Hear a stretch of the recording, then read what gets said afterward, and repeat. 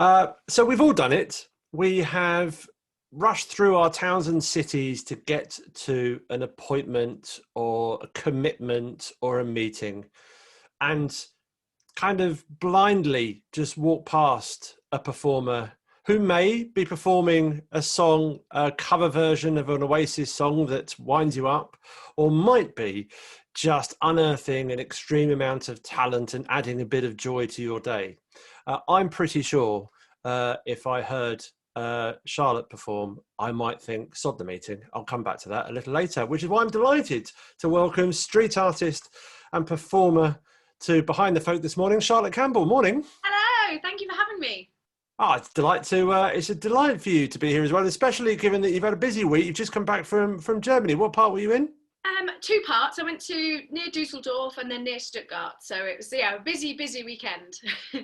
Nice to see live music returning as well. Yeah, The only so thing better than good. music is Really live nice. music, as is so often said. What's with the audiences like? How was live performing in this kind of post-ish lockdown world? They were really lovely. The audiences in Germany in general are very receptive to live music, which is really nice.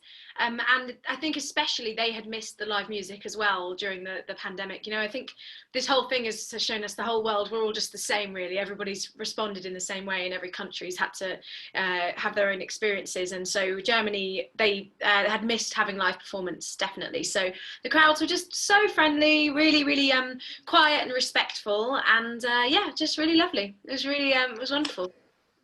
And I'm sure they thoroughly enjoyed it, especially your new single, which is like a cup of coffee in the morning. I have to say, it's a very kind of it brings a big smile, I think, to the start of the day. But we're going to get onto the music a little later on. How's lockdown year been for you? It's it's been all right, actually. I'm generally a sort of positive side of the coin always. Yeah, I'm getting that. If I can. So, it obviously not ideal. All my live performances cancelled, which is what I really love doing is playing live.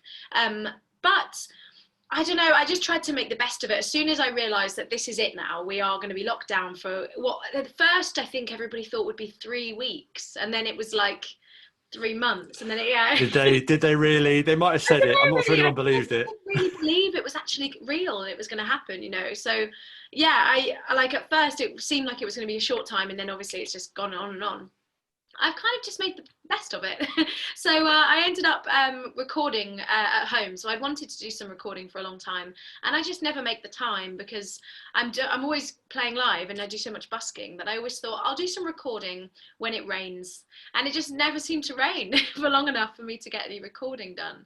So this was my my rainy day that I sat down and I actually did some recording. So I recorded an EP. So during this time, that's how I spent the time. So yeah. And that's because you released on the South Bank just before lockdown officially kind of kicked in, which I mean is great because it's part of the music that's carried me through lockdown, but also as well because I think it must be frustrating for you because ordinarily you'd release an album and then you'd be out performing songs from it on the streets and in clubs and bars as well, but that was I that was definitely taken had, away from you. I had sort of prepared that this summer would be a great summer for me to share that album, because the idea of On the South Bank, it's actually sort of a best of album for me. So I've released 3 albums over the last like 8 years, and I guess I feel like when people are kind of trying to access new music and they haven't heard an artist before, sometimes it can be quite overwhelming if they've got a lot of albums. So I wanted to take the songs that were the fan favorites from every single album and put them on one. And then it would also be a really good album that I could sell when I was busking, because if somebody was buying a CD, they'd know they were getting, the best of, really. And that was the idea. And I was really excited about that as having a really accessible album that I'm 100% proud of every single track. And over years of experience, I've gone, these are the songs that I am most proud of. And I was excited about doing that this summer. But it wasn't to be, but there's always next summer. So. When you put a best of together, do you see one track and you just think, absolutely not. No, I don't want to be Yeah, reminded. yeah, definitely. Which is funny because other people have said, "Oh, I really like this is my favorite song of all yours," and I'm like, "Oh no, I wish I could erase that song from all of history." You Yeah. know, I want to know which song that is now. There's a couple. I could give you a couple, at least one from each album, I think. Come on, I want to know. I want to know so I can listen to them afterwards if I Oh haven't listened to them no, already. no. All right, you know, No, I'm getting out. I'll get it out of you before the end of this call. So, have you returned to busking? no, not properly. So I feel like I'm sort of a busker fraud really because I feel like for a lot of people busking is like going out and doing it everywhere. But I just have one particular spot that I really like to play on, which is the name of my most recent best of album, On the South Bank. That's where I really love playing. I found that busking spot and I just fell in love with busking there. And I do busk in other places, you know, but in general I tend to just go back to there because it's my sort of my home place. I really like where I like to play the most. And What? So, is it yeah. just a home place, or is there a part of, or is there a particular evocative feel about it? Because the thing I feel about busking is that you make a line in the title track, which is that, you know, I don't want your coins, I want your ear. And I don't doubt that there'll be buskers listening to this going, hell no, I want your coins. But but when it must be quite frustrating to see people just constantly walk past. Now, when you go down the South Bank, you enter a world where you know street performing is a thing, so you don't necessarily walk through it in a commuter type fashion. But at the same time, it must be quite frustrating to just have people constantly walking past you in different directions. But then you look about you and you've got, you know, the river, the bridges, the London Eye there, you know, kind of remnants of the old city on the other side of the river too. So, you know, I guess you can get lost in the visual around you. Yeah, I think I've fallen in love with that backdrop really, and for me, I feel like it's become a real part of what I do and the music that I play and the music that I write. And like London has almost become my sort of, I don't like to say brand because it's more than that. It's like it's in my soul almost, this sort of London feel. I mean, I was born in Northwest London, but yeah, like I feel like the South Bank for me, as you say, people go down there to listen to music or to see street performance.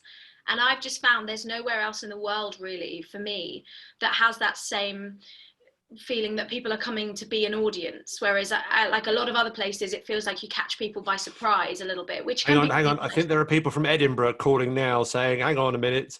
There's definitely. Oh, of course, yeah. No, I mean, I don't want to diss any other places, but for me, the most accessible in London and the sort of place that has become that for me is definitely the South Bank. But I think if you're busking on the tube, let's say, people are just rushing bus and they might give you money, and sometimes on the tube, you know, the money's very good, but I do busk on the tube every now and then. But as I say, it's for me, it's about the performance more than the money. And I know it sounds so like I don't even care about the money. Obviously, everyone loves money, but I just think it's Yeah. nice to have like to have a place where I feel like the music is the main thing and the money is a just a byproduct. And that's how I really like to do my busking, is that the main thing is people.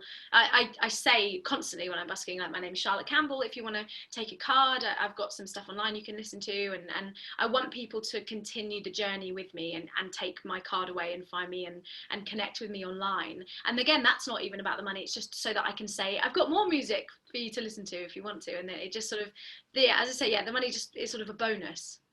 So yeah. So, do you prefer busking in on the South Bank or performing in a venue or being in a recording studio?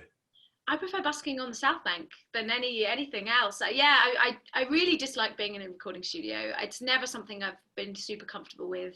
I've always liked live performance a lot more than in a studio, and I don't know why that is.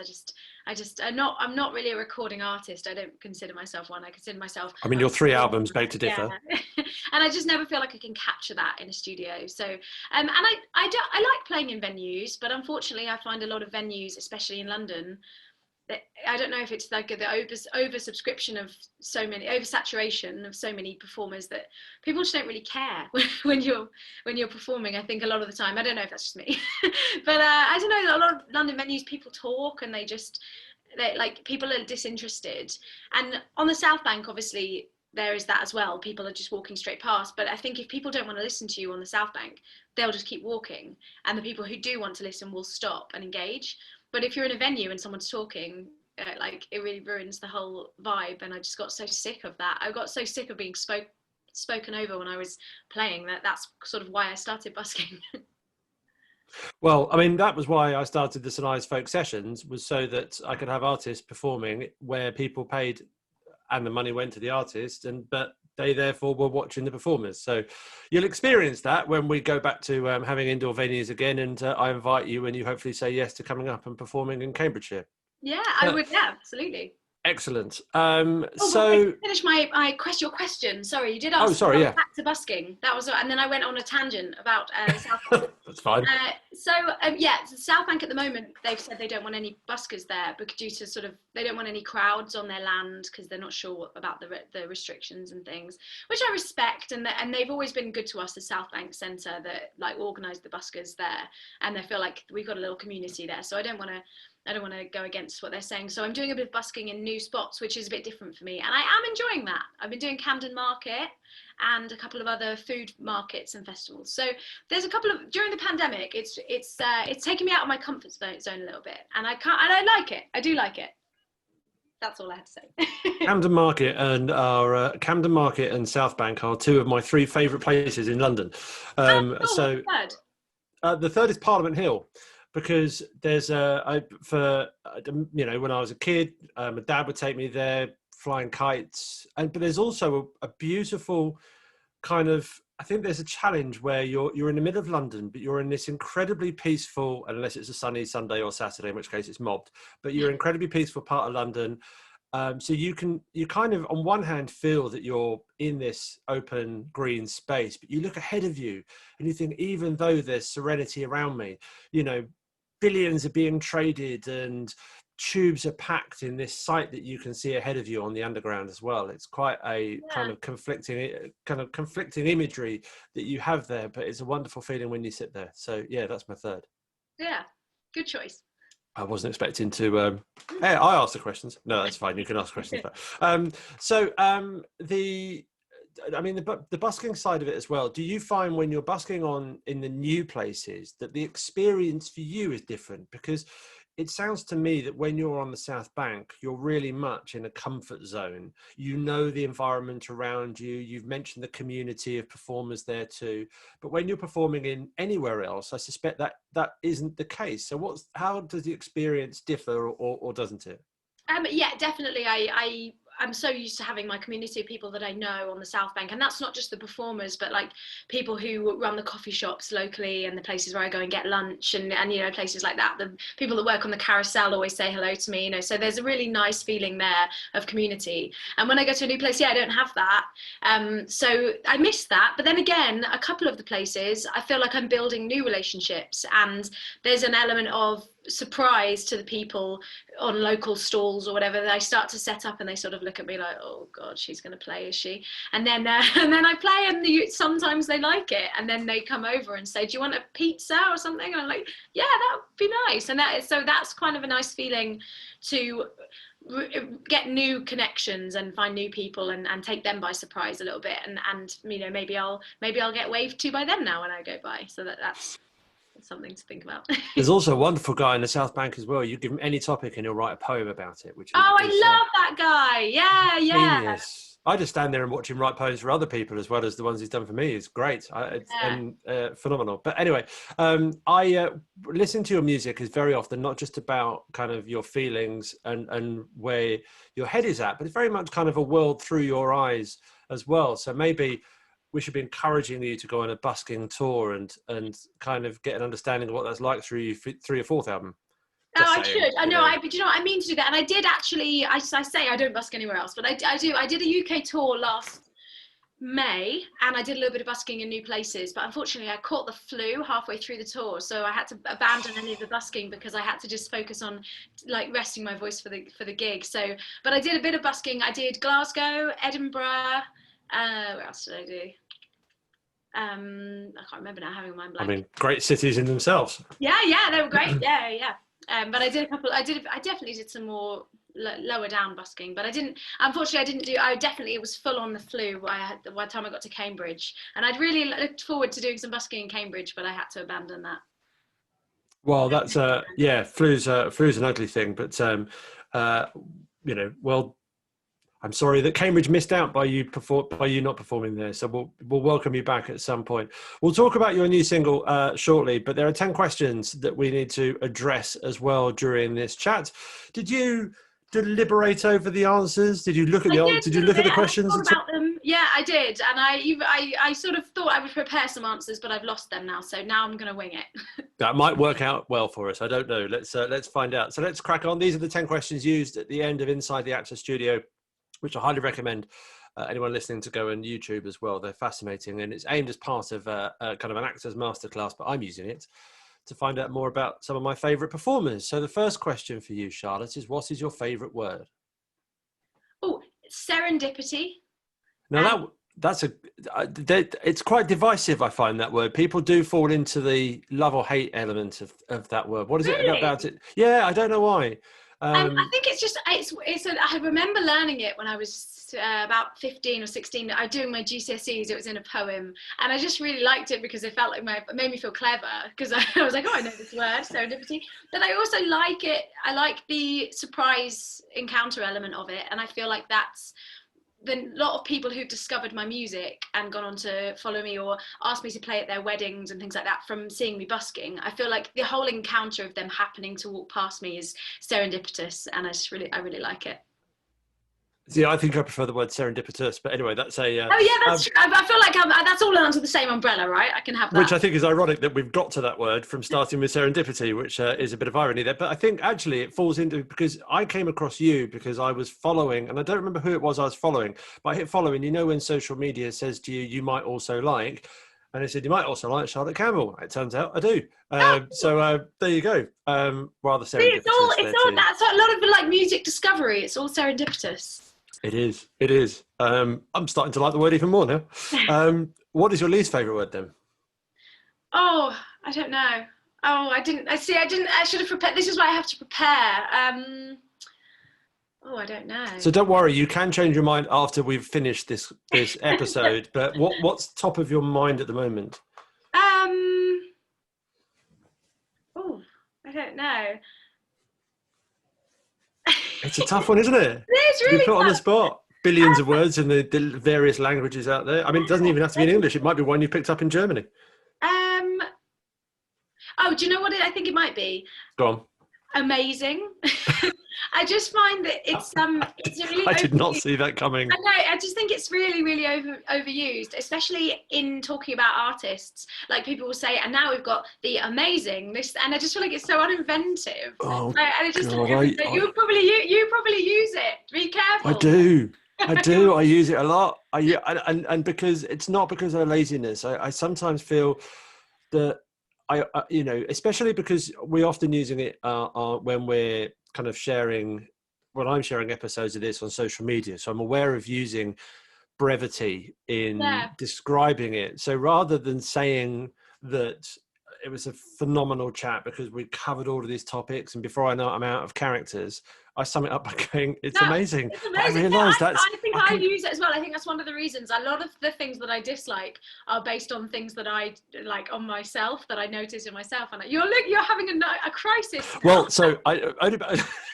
so now I've come to the conclusion now, of course, is that at any point when I mentioned this episode, I must definitely not use the word amazing. So amazing. No, I mean, I'm being really unfair because it's really nice, and no one ever says amazing with any kind of, malice. I just sometimes see it and I just think, sometimes I see it all the time, and I'm just always like, amazing. Like, are there no other words? but what would you, if of it as well? I say it all the time. That's why I dislike Okay, so what would be the replacement? I don't know. Actually. Because you argue there could be a few words that fall into that category. Wonderful, brilliant. They're all words that they don't really have. Because I agree with you in as much as it doesn't tell me why it's amazing. It just says it is. So what would, is there anything you'd like to... I don't mind it at the end of, if you've talked about something and you've described it and you said, yeah, it was amazing. Really, but yeah, I don't know if it's just, it's one of those words a little bit like literally where the meaning has been lost slightly, because is it amazing?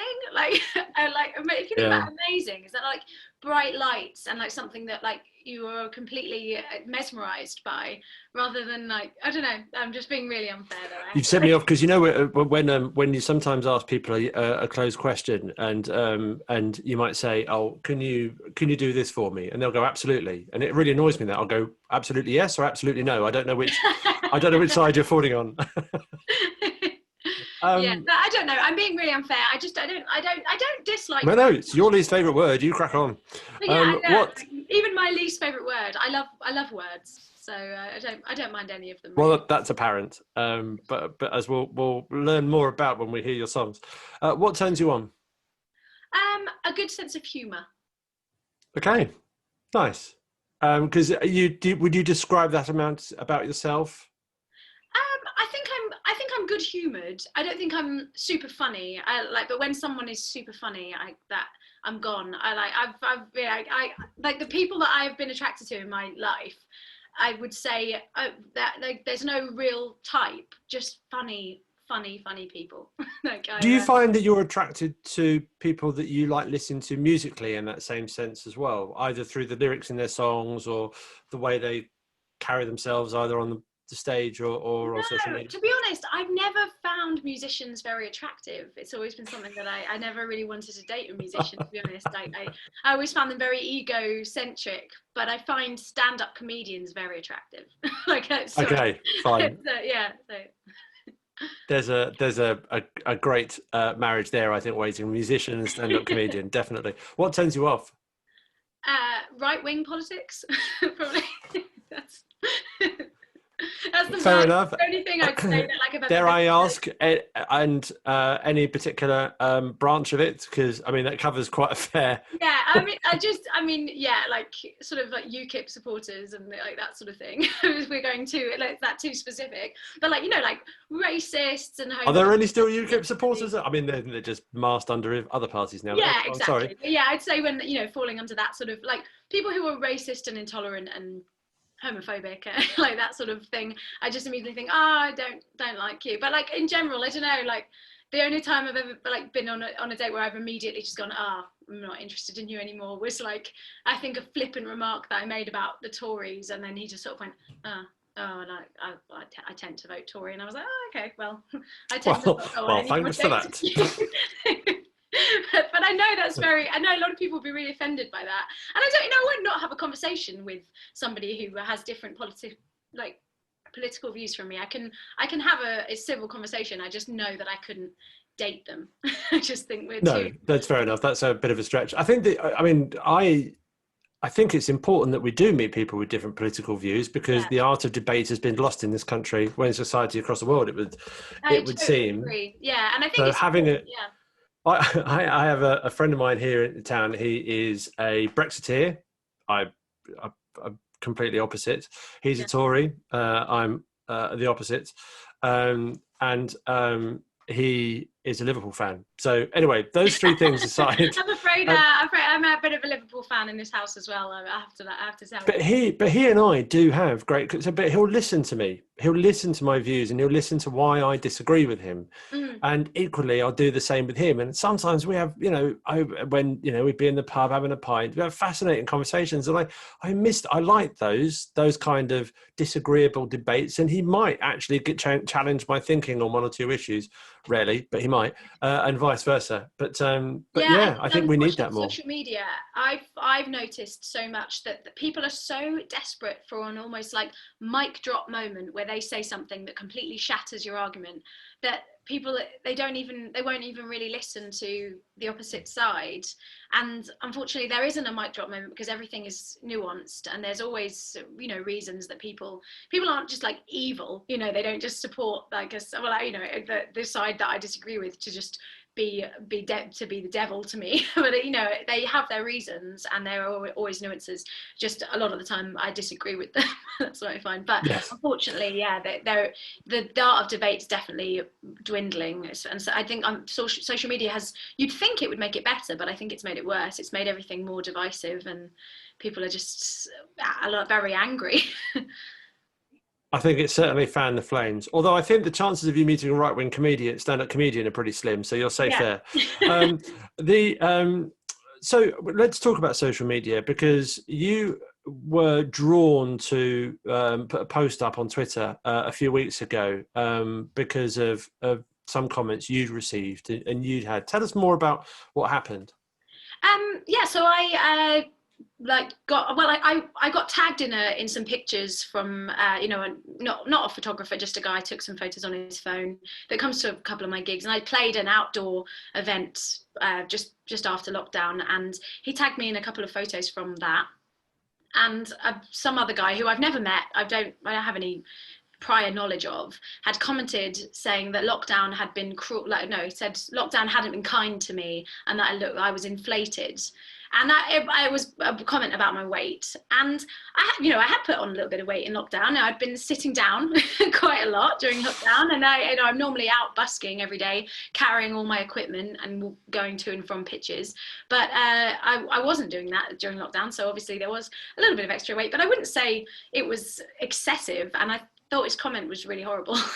And yeah, it was a really nasty sort of thing to read, especially because I felt like it wasn't really his business what I looked like, and if I'd put on weight or if I hadn't. It was not anything to do with my music, and it wasn't someone that I knew. And I just thought, he's commented that because I think he thinks I won't see it, but it's a really nasty thing to read. And unfortunately, as a musician, and well, as someone in the public eye, in a way, you're sort of forced to have these comments about yourself that you wouldn't normally have to face up to, and people wouldn't even think to make a comment about, but because you're in the public eye, I think people think you're sort of free to be debated, I don't know, to be talked about. So yeah, so I made a little post just about it, to just try and help myself a little bit, really, to come to terms with what he'd said, because it really hurt my feelings. And I also felt like it was a comment that is often made about women. And I got into this debate a little bit, so I don't want to get too much into a debate about whether or not it's a women's issue or if it's an everyone issue. Obviously, fat shaming is an issue for everybody, but I think for women, body image is something that is really unfairly placed upon us, and a lot of pressure on how we look and our physical appearance. And sometimes women are made to feel that they can't make music unless they look a certain way. And I think that's a real problem, and it's something that I've tried to overcome a lot, and a lot of my friends have been through similar things. So yeah, I just wanted to make a little post about body positivity and how we shouldn't be talking about women's physical appearance in terms of their music, because it's just not relevant and it's not helpful. No, I think as you said a couple of times there, it has no bearing on your music whatsoever. Personally, I wish I'd only put on a little bit of weight during the lockdown, but that's a different issue. But what I did notice though is it galvanised a lot of support for you on the other side. So I'm hoping that created more of a warm feeling. It was it was really lovely. Like, a lot of the comments were, there were a mix of comments in response, really. I had a huge wave of responses, and a lot of them were really lovely, and saying that my appearance has nothing to do with my music, and my music is the most important thing, and that's really what I wanted most of all. But I also got some lovely comments saying, I think you look great, which is nice to hear as well. That's not relevant, but it's yeah, well, it's nice. Because that doesn't solve the issue, because that still focuses on what you look like. Yeah, exactly. So yeah, it was a mix, but it was really, in general, just a lovely wave of people just saying this is such an outdated thing to be thinking about women and how they look in terms of when they're musicians. It's just not, it's completely irrelevant, and it is just trolling. At that point, it's not constructive criticism, it's not helpful, it's just nasty. I am going to assume that the person who made the offending comment, didn't respond to you. He did, actually. I responded, did he? Yeah, but it was worse. He really doubled down. Yeah, I responded to him because I wrote a comment to him just to say, this is really cruel and unnecessary, and I know you think I wouldn't see it, but I am tagged in this post, so I did see it, and I just want you to know that it's not appropriate thing to be commenting about women's weight. And I said, and his photo is him with a camera. So I said, I noticed that you're a photographer, and I'll make sure to look out for your photography so that I know not to ever work with you again. And he responded saying, good, because you would break my lens. So he's a pretty nasty person, it seems to be. But I actually had quite a few people get back to me. He seems to be in the country community, mostly taking photos of country artists. And I have a lot of friends who are country musicians. and a lot of people who got in touch to say they're country music photographers as well, and owners of country music venues in London saying that they won't be letting him in and they won't be working with him again. So So folk and country artists frequently write about their experience and stories. Surely it's one of life's rules: never piss off a folk or a country artist, because they'll just write a song about you. absolutely, yeah. And you won't come out well. For sure, definitely. Um, what turns you off? Oh no, we've done that one. That was right-wing politics. That's how we got onto this. What sound or noise do you love? Oh, I don't. Oh, do you know what I like? You know when animals are sort of asleep and then they like. I like so dogs or cats mostly, right? When they're asleep, and then if you sort of gently wake them, they make a little sort of like surprised awake noise, and that's my favourite noise. Yes, I think I know what you mean. Like it's not an Especially alarming cats. sound. It's always like comes in there. It's in their sort of throat. I'll try and do it for you. It's sort of like this, like a kind of noise. When it's like when they just sort of wake, they're just slightly woken. Yeah, yeah. Brilliant. Thank you. I wasn't expecting that in the slightest. Do you have cats then, or dogs? I don't. I had cats growing up, but I would love a dog. But I live in rented accommodation in London, so not going to happen for that. Most places don't allow it. But yeah, and so I will definitely be a crazy cat lady with many cats and dogs when I'm grown up when I can. But for now, I have no. I just stroke other people's dogs mostly, and just yeah. My boyfriend says I respond to dogs the same way that dogs respond to dogs. Like if I'm having a conversation, I'm like, it's a dog. Like I see a dog and I'm like so excited that it's a dog in the same way another dog sees a dog. I'm really sorry. The first thought that went around in my head is, what, you go around smelling each other's bottoms? I don't No, understand yeah. what they... No, not quite. What sound or noise do you hate? Oh, I don't know. Oh, I know. I've been on the tube. There are a couple of tube lines where there's just suddenly like a loud metallic scraping sound, and I really hate it so much. I don't know which lines it is in particular. I would say I think sometimes the Northern Line and sometimes the Victoria Line. It's just like a high pitched scraping sound, and oh, I hate it so much. So there's one in particular. So I know when I get the train home from the St Pancras International through to Huntingdon, and it's a curved platform, but when the train comes in, it's just like an amplified example of, fingernails down a blackboard, and it's horrible, actually piercing. I don't know how anyone can work down there. But my feeling was, this has only been opened a few years. You must have known this was going to happen. Yeah, I don't know why they can't put some WD-40 in there or something. That's it. Just deliver them an industrial vat of WD-40. Yeah, exactly. Yeah. I don't think they break. I think they just end up maybe skidding it's through. through. Yeah,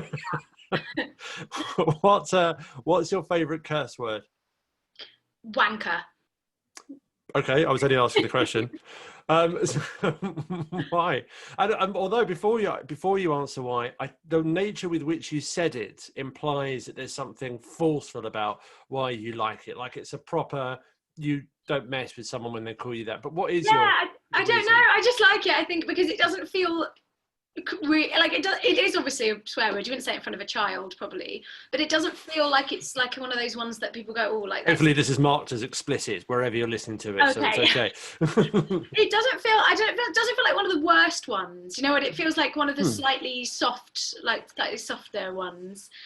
But it still has force behind it, and I like that it's two syllable because it just feels like you got a little bit of extra there out. You know, a little bit of extra bile out on the second half of it. You know, so. It's like you say the first half and you think you're done, and then there's a little bit more to go. It's nice. I like it. Yeah. It's brilliant. I had never for a moment considered that word in such of like the first part is leverage. It's fantastic. Well, that's entertained me a lot. I think it's time for some music. Cool. Now, of course, the two songs that we're performing, we'll do one later on, are of your choice. So tell us, what's the first song, and can you give us a bit of backstory? Well, I'm not going to do my new single today. I know I should, but I'm not going to. No, because what you're going to do is we're going to talk about how amazing. It's so amazing. How amazing the new single is. People will be forced to go and listen to it online. Yeah, Exactly, yeah. But I'm gonna do a song of mine called Safe Harbor, and I wrote it when I was trying to decide if I was gonna try and make my living as a musician or if I was gonna get a real job. And I couldn't really make that decision. It was because I'd been so used in my life to choosing the safe option, and making sure that I was doing the thing that was sensible. And a lot of people said to me like, oh, don't try and make a living as a musician, it's too difficult, and it's not secure. But I think I would be safer in the knowledge that I went for the thing that I wanted while I had the time, and I didn't want to look back on my life and wonder. And around that time I also fell in love with someone who didn't love me back. So there's sort of a cross between those two situations of me telling that person that I loved them and them telling me, okay, thank you. But I was glad that I did it all. I'm glad that I went for my living as a musician, and I'm glad that I said the things that I wanted to say while I could say them, because I never want to look back and wonder what might have been if I hadn't. As a fan, I'm glad too. Oh, good, thank you. Cool, all right. Shall I go for it? Go for it. Okay. Can you hear the guitar all right?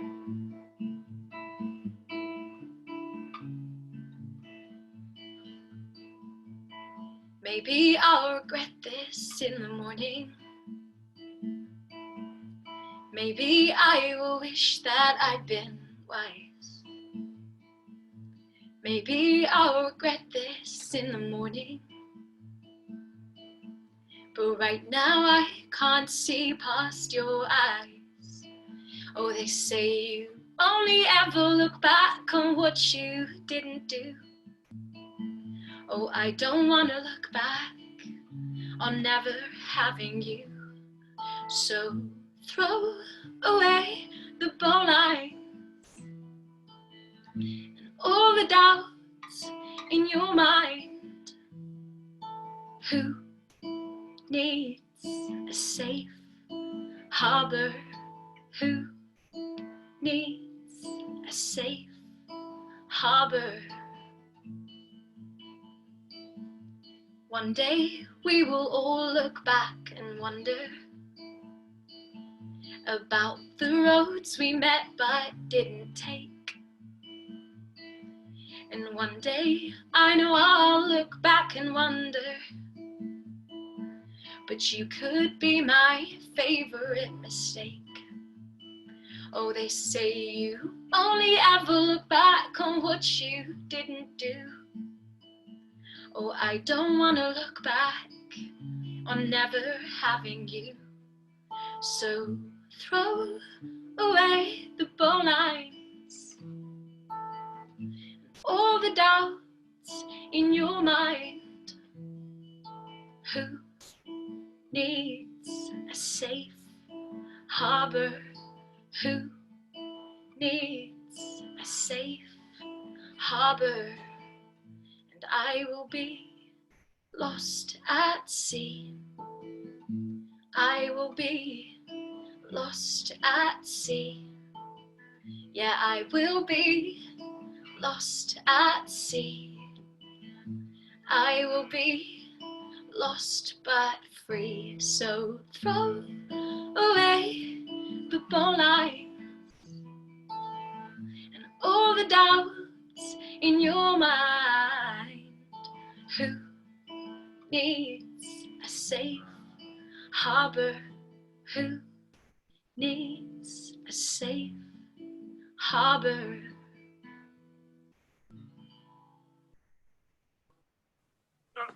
Thank you very much. Thanks a lot. Beautiful, beautiful. I noticed when I first heard you, and that you have this wonderful clarity about your voice and the way you enunciate words.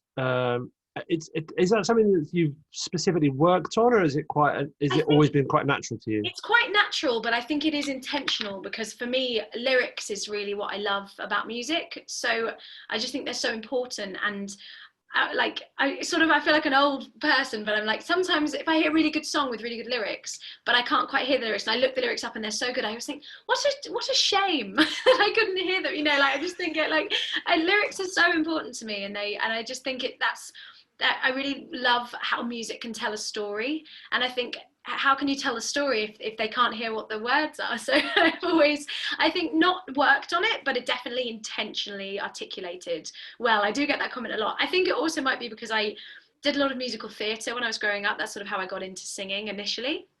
And obviously musical theatre, I think that's probably something that we worked on, you know, when I was a child, that I didn't really even notice that it was articulating a really important part of it. Well, it's a one of your wonderful qualities about you as a performer, and Thank you. it's a beautiful song there about no regrets as well. I was fearful you were going to answer this question before I'd even had a chance to ask it. But what profession other than your own would you like to attempt? Well, before I became a musician and a busker, I was thinking about being a primary school teacher, and I still think that's something I would enjoy doing. I really love how music engages children, and a lot of the time I don't aim my music at children, but I definitely want it to be appropriate for children. And I think like primary school teaching is definitely something that I would consider, or maybe teaching music to children. And being a teacher, I think it would be something that's nice. There's that famous TED talk by Sir Ken Robinson, who sadly died this week, who talks about how creativity is lost at school. So I think absolutely you should go in and teach our primary school children music, Yeah, and I think everyone listening should teach it. And yeah, absolutely. What profession would you not like to do? I think anything in like sales. I find myself horrendous at sales. You know, if I would be really bad at persuading anyone to buy something, because even with my own CDs, which I'm trying to sell at gigs or whatever, I'm sort of like, oh well, the album's £10, but if you don't have to get it if you don't want it. I just feel like I'm immediately like, they've come up and asked me about the CDs, but I'm always like, oh, you probably don't want them.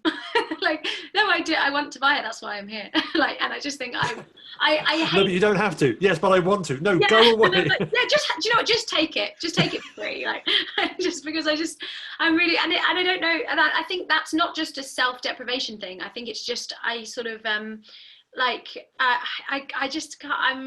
I never like to think that I'm putting somebody out, and I would think if I was trying to sell them something and I was taking their money away, and I just think, well, you know, what if you need that money for something else? You know, you probably don't even need this thing that I'm selling you. So I think sales in general, it's just not my strong point. And yet, I find the best salespeople are those who don't think they're good at it and don't like it, because they don't force it. They make it more of a natural experience. Which I suppose, yeah. I just find a lot of like sales, is based on a lot of like capitalism in general is based on selling you things that you don't need, and I really hate that idea of like giving like. So I'm always like, do you really want it though? Because if you don't, it's really fine. I really struggle with that moral dilemma every time I'm selling somebody something. I'm like, if you want, I don't know. That's why I think I quite like busking, and like during lockdown I did a lot of live streaming and doing, you know, taking donation-based tips and things. I quite like the idea of that people can pay what you want. Makes me feel much more comfortable taking people's money, because it's literally like, it is pay what you want. So once they've parted with it, I know that they wanted to, rather than they thought, oh, I have to, it's £10, you know. Like, I just think it's a bit nicer if they paid what they wanted. That makes me much more comfortable. So when you're busking, I just had this vision, by the way, of when you're doing a live performance, people lobbing coins at their laptop. When you're performing, do you prefer someone to leave a £5 note or to stand there and listen? I think stand there and listen and take away one of my cards. The best thing I can get is that people take away a card or like take a picture of my sign or whatever. That is the most gratifying thing. That's the thing that I remember. You know, I've been doing it a long time, so I'll happily say I've got a lot of £5 notes in my time, but I don't always remember who left them. But I remember the faces of people standing there and listening. And how are you adapting to, because when you're standing there, you know, people will walk past, you don't know what they might be listening, but they don't indicate they're listening. So I guess I don't want this to sound wrong. You might be used to people not applauding, but not because you're not very good, but because of the sheer nature of busking. Yeah. So do you find that's helped you adapt to online performing?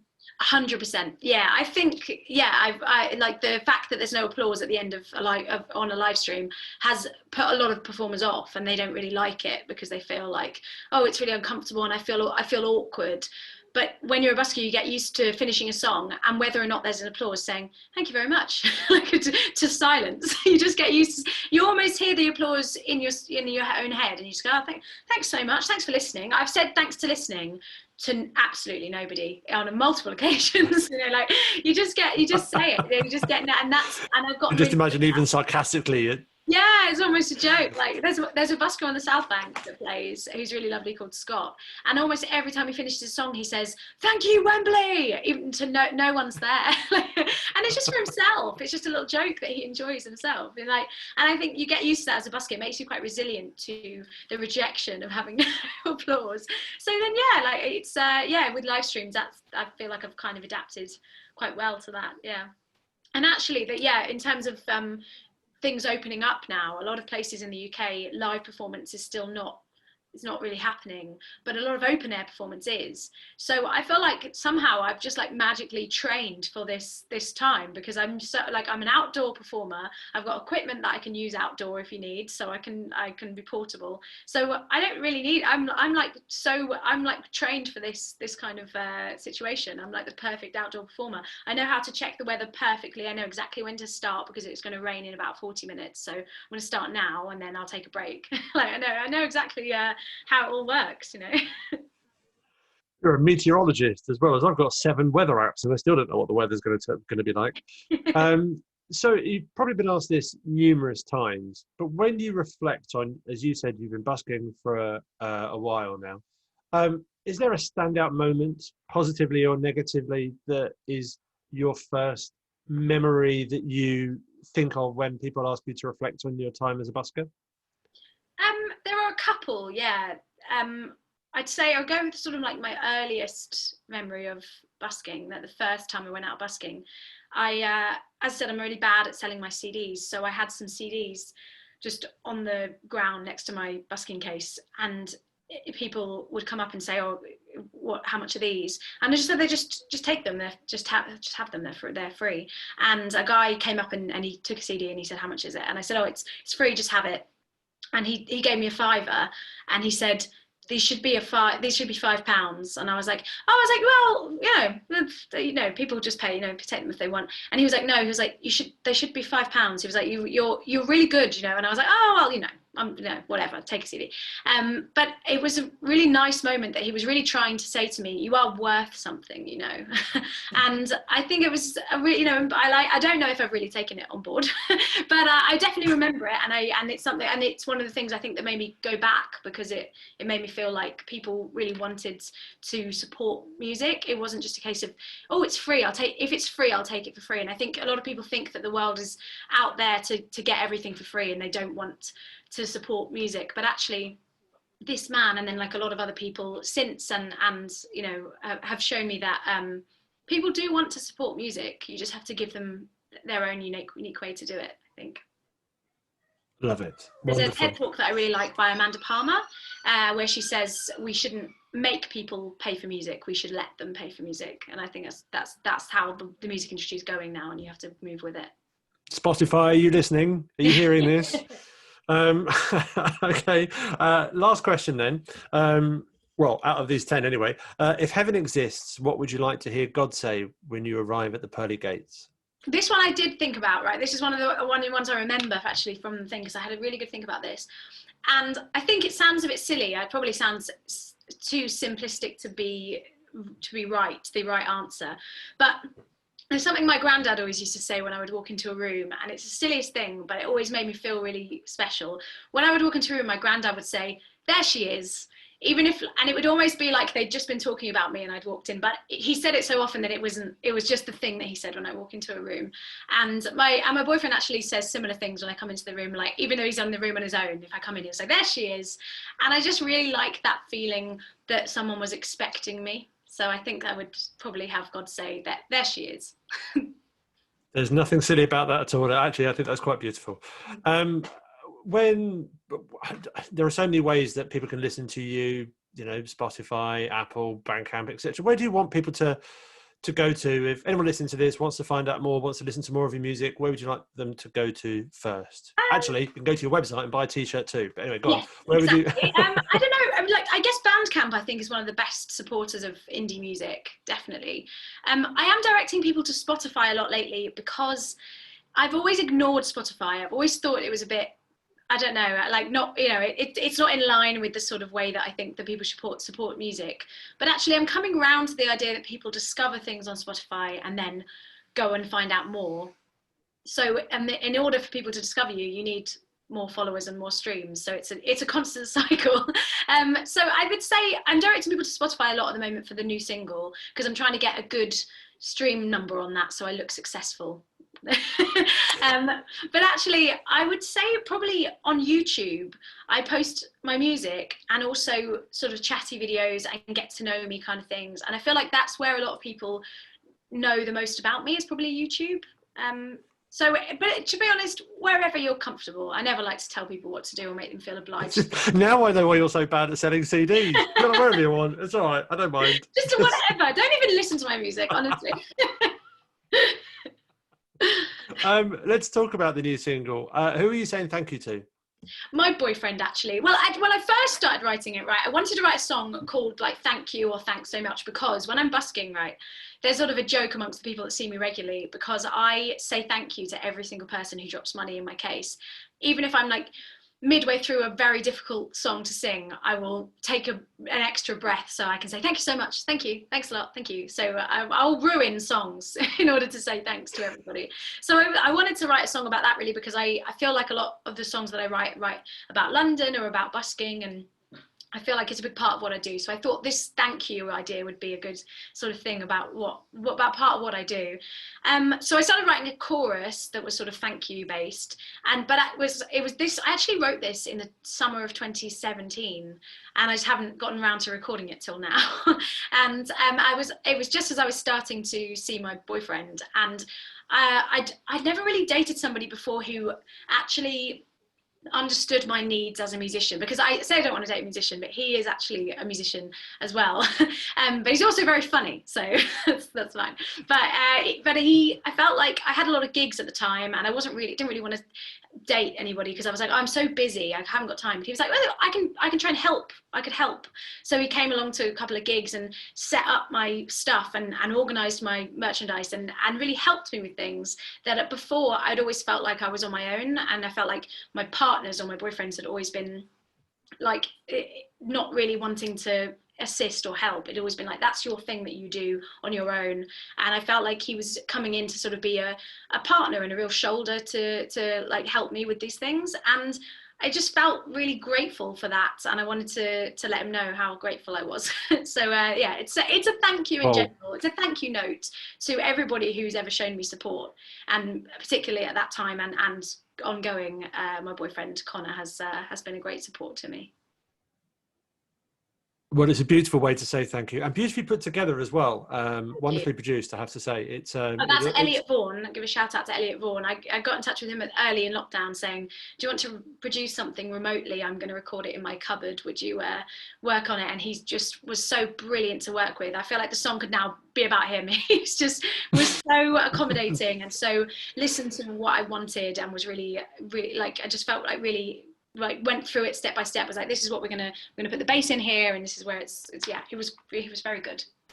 Well, I urge everyone to go and to listen to it, but not just yet, because we're going to hear another song from you first. And I love the song as well because it's it's been lovely talking to you anyway. Just a real breath of fresh air on an otherwise very windy and wet day.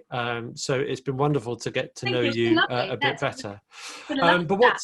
But what's the second song you're going to? I'm going to play my song, which I feel like has become almost like my anthem to anyone who follows my music. It's a song I wrote about being a busker. I wrote it in 2014, and it's still probably a bit of a fan favourite, I think. It's called Streets of London, which I know is a song by Ralph McTell, but it's a happier sort of take on. It's from the Streets of London from lovely song, in my view. So yeah, this is called Streets of London.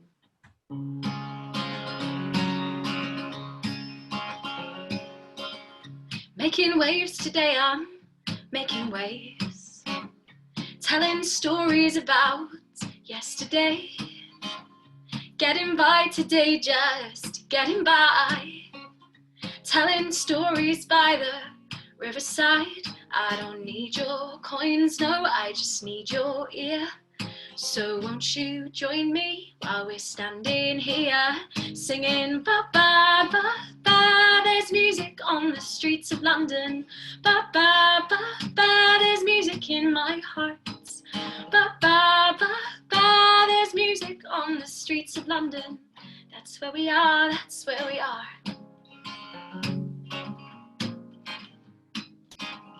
Making memories, making plans. My future and my past are where I stand. Making history, I'm making news. I'll make the best of things and hope that soon I won't need your coins, no, I'll just need your ear. So won't you join me while we're standing here singing ba ba ba ba. There's music on the streets of London. Ba ba ba ba. There's music in my heart. Ba ba ba ba. There's music on the streets of London. That's where we are. That's where we are. Ooh, yeah, I get lonely. Ooh, yeah, I get cold. Yeah, I get tired, oh so tired, but I'll never sell my soul. From Piccadilly to Leicester Square. Oh, I gave my heart to London, and you'll always find me there.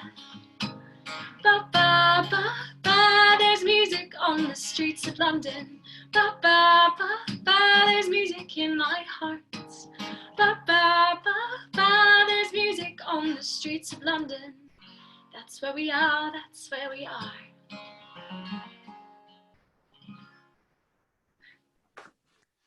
Thank you very much. Thanks a lot. There is there is a moment there which, for anyone listening to the podcast, won't necessarily appreciate. So if you're watching the YouTube video, you will. But you sing a line that says, I get lonely, I get colds, and I get so tired. But you sung all those lines with a whopping great smile on your face. I think sums you up. Yeah, yeah, I would agree actually. Yeah, I do feel like even in adversity, I don't ever tend to be really down about things. I just always go, oh, I'm knackered. Like I'm just still smiling, like, because I always find most situations a little bit funny. I think, like, if I'm exhausted, I still find it a little bit funny that I'm so tired. I don't know. No, it's great. Don't ever change. Don't ever change. Your songs are phenomenal. Your new single, Thanks to You, is available to listen to now. So I urge anyone listening to it to go listen to it. And I should actually add at this point, as I don't top and tail this podcast, if anyone has any comments about the podcast, then do email behindthefolk@gmail.com as well. But do go to, what's your website, Charlotte? charlottecampbell.co.uk. And also go to Bandcamp, especially on the Bandcamp days where they decide on Friday, not to take any royalties. Because my new single is actually out on Friday. It came out on Spotify last Friday, and then Bandcamp this Friday for so Bandcamp by the time you listen to this, it'll already be out. So go to Bandcamp now and go and listen to it. It's a very lovely, heartwarming, beautiful but happy song as well. It's great. I wish you well with it, and can't wait to hear some more material. Good luck with everything you do. What's next on your to-do list? I've got the follow-up single to Thanks to You is coming out on the 16th of October, I think. So that'll be the next single. Will come out in later in the year, and then an EP. I look forward to it. Thanks again for your time, Charlotte Campbell. It's been a delight to get to know you better.